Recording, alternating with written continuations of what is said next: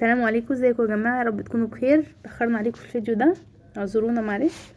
النهارده جاي لكم فكره فيديو جديد، وهنعمل ان شاء الله حوش الفراخ بطريقه جديده، يا رب يعجبكم. اهم حاجه ما تنسوش يا جماعه الصلاه على النبي وذكر الله في كل الاوقات، سواء في الفيديو او بره الفيديو. الصلاه على النبي دي بتغير الحياه خالص. اللهم صل وسلم على سيدنا محمد. اول حاجه نحط بصل وطماطم وفلفل الوان زي ما انتوا حابين، نحطهم في الكبه ونضربهم كويس.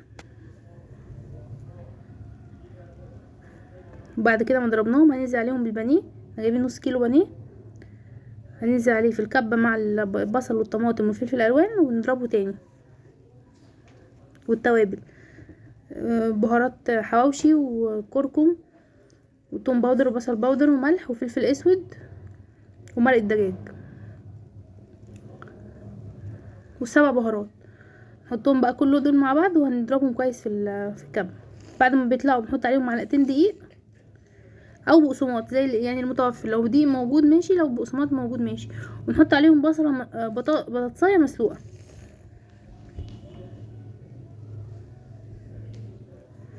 بس بعد كده هنحملهم في بعض، وبعد كده بيبقى الشكل كده.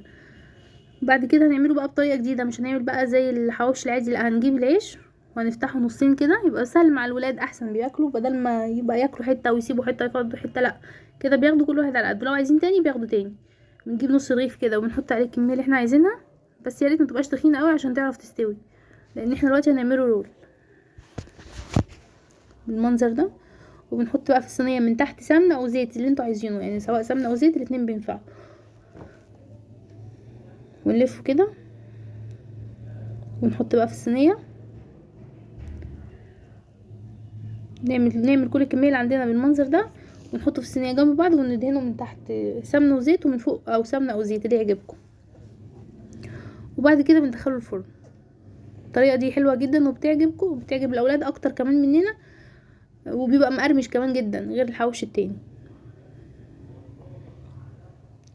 متنسوش يا جماعه شير وسبسكرايب واشتراك في القناه عشان العيله بتاعتنا تكبر ونعمل حاجات اكتر يعني، وحاجات احسن. بالمنظر ده هنرص طبعا الصينيه كلها كده. بعد ما خلصناهم هندخلهم بقى الفرن، وبياخدوا تقريبا نص ساعه، ساعه الا ربع في الفرن على نار حاميه، وبيقرمشوا بقى، بيبقوا مقرمشين كده ومن تحت ومن فوق. نقدمه بقى مع خضروات، جرجير، طماطم، زي ما احنا عايزين. دي برضو حركه اختياريه، بنجيب فحمايه ونولعها ونحطها فيها في الفويل ونحط عليها زيت او اي حاجه سمن ونغطيه، بيطلع بقى حواوشي كانه على الفحم بالظبط.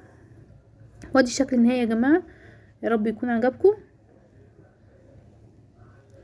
لو عجبكم الفيديو يا ريت لايكات كتير وشير كتير واشتراك في القناه. ولو في اي كومنتات او اي حاجه يا ريت تقولوا لنا برضو عشان نبقى عارفين، ونحاول نصلح من لو في اي حاجه مش عاجباكم. وده كان الفيديو بتاعنا، سهل وسريع وان شاء الله يكون عجبكم. ما تنسوش برضو يا جماعه ذكر الله، صلاه على النبي كتير طول اليوم. وبس كده، وده كان الفيديو بتاعنا، يا رب يعجبكم. مع السلامه.